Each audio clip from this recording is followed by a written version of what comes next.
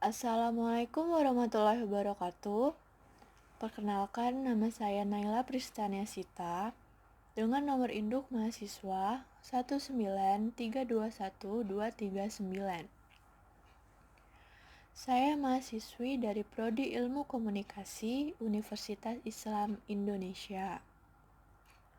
Video ini saya buat untuk memenuhi tugas ujian akhir semester Islam Rahmatan lil Alamin dengan dosen pengampu Pak Muzain. Saya akan membahas tentang kerusakan alam semesta dan solusi nilai-nilai Islam Rahmatan lil Alamin. Sebelumnya, apa itu Islam Rahmatan lil Alamin? Islam merupakan agama terakhir yang menyempurnakan agama-agama sebelumnya, yang diturunkan oleh Allah Subhanahu wa Ta'ala sebagai bentuk rahmat dan rasa kasih sayang, serta karunia dan nikmat yang diberikan kepada makhluknya di seluruh alam semesta. Konsep rahmatan lil alamin terdapat pada Al-Quran Surah Al-Anbiya ayat 107. Tiadalah kami mengutus kamu, melainkan untuk menjadi rahmat bagi semesta. Dari ayat tersebut dapat dikatakan bahwa Islam merupakan kerahmatan bagi seluruh alam, bukan hanya keselamatan bagi manusia saja, tetapi juga untuk alam lainnya. Islam yang menyelamatkan adalah Islam yang memberikan keselamatan bagi semuanya. Dengan demikian, Islam Rahmatan lil Alamin memiliki makna Islam yang mengandung ajaran mulia penuh rahmat. Selanjutnya adalah alam semesta. Alam semesta merupakan ruang di mana di dalamnya terdapat kehidupan biotik maupun abiotik serta segala macam peristiwa alam yang dapat diungkapkan maupun yang belum dapat diungkapkan oleh manusia. Secara sederhana, alam semesta terdiri dari langit dan bumi dengan berbagai bentuk bumi seperti dataran tanah, laut, kutub, pegunungan, gurun, dan pantai. Sedangkan rupa dari langit terdiri dari planet-planet serta bintang-bintang yang ada di atas bumi. Di dalam Al-Quran tidak banyak menjelaskan tentang kejadian alam. Mengenai metafisika penciptaan, Al-Quran hanya membicarakan bahwa alam semesta beserta segala sesuatunya diciptakan oleh Allah Subhanahu wa Ta'ala sesuai dengan firman-Nya. Allah pencipta langit dan bumi, dan bila Dia berkehendak untuk menciptakan sesuatu, maka cukuplah Dia hanya mengatakan kepadanya jadilah, lalu jadilah ia. Quran Surah Al-Baqarah ayat 117. Menurut Islam, sebagaimana termaktub dalam Al-Quran, alam bukan hanya benda yang tidak berarti apa-apa selain dimanfaatkan untuk memenuhi kebutuhan manusia. Alam dalam pandang Islam adalah tanda keberadaan Allah Subhanahu wa Ta'ala. Alam memberikan jalan bagi manusia untuk mengetahui keberadaannya. Hubungan antara alam dengan manusia bukan merupakan hubungan antara penakluk dan yang ditaklukkan, tetapi hubungan kebersamaan dalam ketundukan kepada Allah Subhanahu wa Ta'ala. Karena kemampuan manusia dalam mengelola bukanlah akibat dari kekuatan yang dimilikinya, tetapi akibat anugerah Allah Subhanahu wa Ta'ala. Hal ini tergambar dalam surah Ibrahim ayat 32. Allah lah yang telah menciptakan langit dan bumi dan menurunkan air hujan dari langit. Kemudian Dia mengeluarkan dengan air hujan itu berbagai buah-buahan menjadi rezeki untukmu. Dan Dia telah menundukkan bahtera bagimu supaya bahtera itu berlayar di lautan dengan kehendak-Nya. Dan Dia telah menundukkan pula bagimu sungai-sungai. Sebagai bentuk kepatuhan kepada Allah Subhanahu wa Ta'ala, manusia hendaknya menjaga lingkungan yang merupakan bagian dari alam semesta. Dalam ilmu fikih, menjaga kelestarian dan keseimbangan lingkungan berstatus wajib karena perintahnya jelas, baik di dalam Al-Quran maupun sabda Rasulullah SAW. Dalam sebuah hadis, Rasulullah bersabda, "Tidaklah seorang muslim menanam pohon atau sebuah tanaman, kemudian dimakan oleh burung, manusia, atau binatang, melainkan ia akan mendapat pahala sedekah." Hadis riwayat Bukhari. Selain itu, di dalam Al-Quran juga dijelaskan mengenai manusia yang harus bertanggung jawab dalam mengelola dan memanfaatkan sumber daya alam berdasarkan asas kelestarian untuk mencapai kemakmuran, sehingga dapat memenuhi kebutuhan umat manusia. Hal ini terdapat di dalam surah Al-Hijr ayat 19-20. Dan kami telah menghamparkan bumi dan menjadikan padanya gunung-gunung, dan kami tumbuhkan padanya segala sesuatu menurut ukuran. Dan kami telah menjadikan untukmu di bumi keperluan-keperluan hidup, dan kami menciptakan pula makhluk-makhluk yang kamu sekali-kali bukan pemberi rezeki kepadanya. Kerusakan yang terjadi pada alam semesta umumnya disebabkan oleh dua hal. Pertama, karena kejadian alam sebagai peristiwa yang harus terjadi karena proses dinamika alam itu sendiri.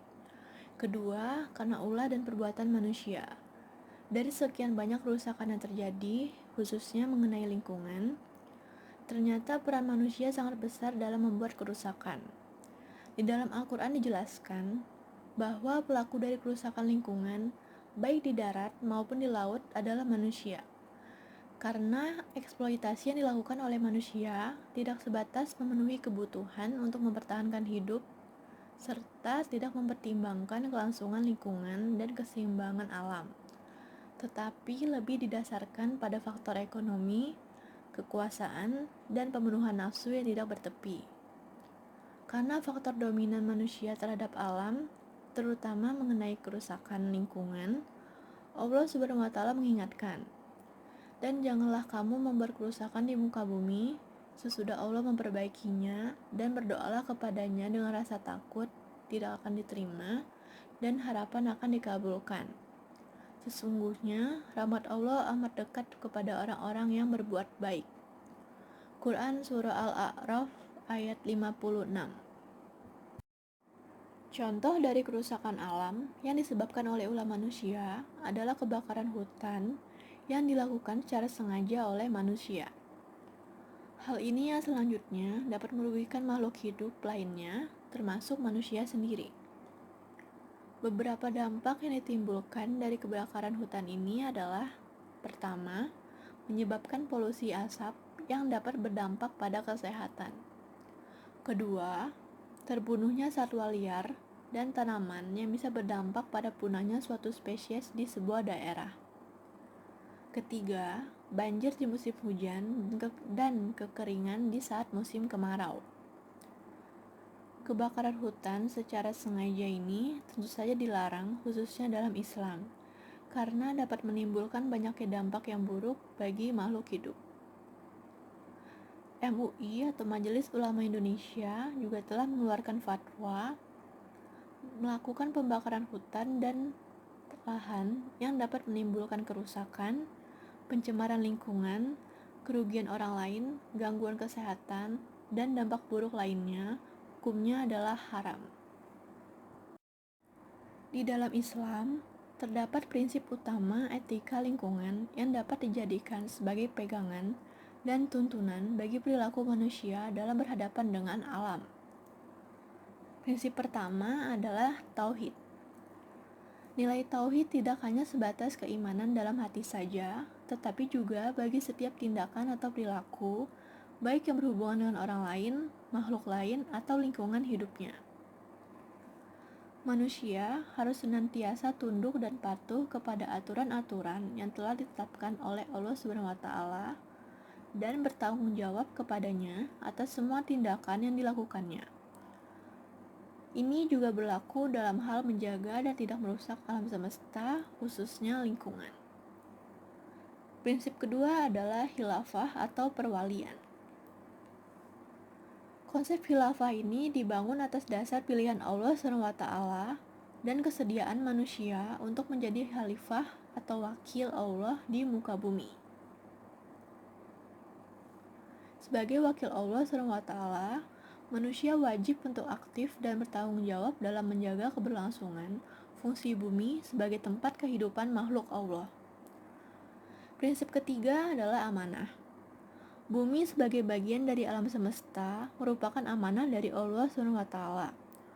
Untuk memenuhi kebutuhan hidupnya, manusia memiliki hak untuk memanfaatkan sumber daya alam yang ada di bumi, tetapi tidak secara berlebihan dan cenderung merusak. Prinsip keempat adalah halal dan haram. Keberlanjutan peran dan fungsi alam, khususnya bumi, dijaga oleh Islam dengan dua instrumen, yakni halal dan haram. Segala sesuatu yang menguntungkan dan berakibat baik bagi masyarakat beserta lingkungan dapat dikatakan halal. Sebaliknya, segala sesuatu yang membahayakan atau merusak dikatakan haram. Prinsip kelima adalah keseimbangan atau iktidal. Keseimbangan ini merupakan hukum Tuhan yang juga berlaku atas alam, termasuk manusia. Keseimbangan ini bisa mengalami gangguan yang dapat diakibatkan oleh perilaku atau perbuatan manusia terhadap alam. Prinsip keenam adalah kemaslahatan atau istislah. Tujuan tertinggi dari perlindungan alam adalah kemaslahatan dan kesejahteraan, baik dalam kehidupan masa kini maupun kehidupan di masa depan. Istislah juga bermakna pemeliharaan alam, termasuk kehidupan manusia, hewan, dan tumbuhan di bumi. Kesimpulan dari materi yang telah saya jelaskan adalah, di dalam Al-Quran, alam semesta bukan sekedar benda yang tidak berarti apa-apa selain dimanfaatkan untuk memenuhi kebutuhan manusia, tetapi juga memberikan jalan bagi manusia untuk mengetahui keberadaan Allah SWT. Sebagai bentuk kepatuhan kepada Allah, manusia hendaknya menjaga serta tidak merusak lingkungan yang merupakan bagian dari alam semesta, seperti yang diperintahkan dengan jelas di dalam Al-Quran maupun sabda Rasulullah SAW. Ini adalah sumber referensi yang dapat digunakan jika ingin mengetahui lebih dalam mengenai kerusakan alam semesta dan solusi nilai-nilai Islam rahmatan lil alamin. Terima kasih.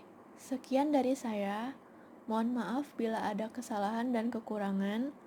Wassalamualaikum warahmatullahi wabarakatuh.